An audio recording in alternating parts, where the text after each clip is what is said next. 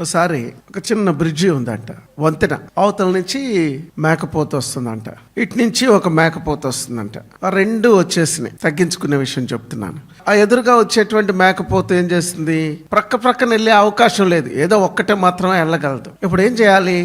నువ్వు తప్పుకో. నువ్వు చూడండి, ట్రాఫిక్ ప్రాబ్లమ్స్ ఇయే కదా. ఒక మేకపోత అనేది నువ్వు తప్పుకో లేదా నువ్వు వెనక్కి వెళ్ళు అనే పోరాటం అక్కడ ఉందన్నమాట. అప్పుడు ఎదురుగా ఉన్నటువంటి ఒక మేకపోత ఏం చేసిందంటే, ఇప్పుడు ఎట్లా ఈ ప్రాబ్లం సాల్వ్ చేసుకోవాలి? ఆ ఎదురుగా వచ్చి ఢీ కొట్టుకునే టైంలో ఆ మేకపోత ఏం చేసిందంటే తన మోకాళ్ళ మీద వంగింది. వంగగానే ఈ మేకపోత ఏం చేసిందంటే దాని మీద నుంచి, అర్థమైందా, దాటి వెళ్ళిపోయింది.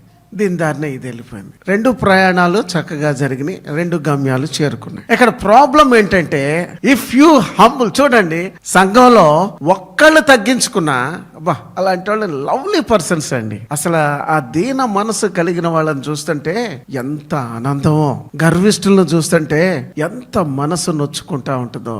అయ్యో ప్రభా, వీళ్ళు ఆ దీనత్వం ఏది, నేను చెయ్యాలా ఈ పని, అసలు నా ర్యాంక్ ఏంటి? మనం దేవుణ్ణి అడగాల్సింది ఒకటండి, దీన మనసు దయచే ప్రభువా.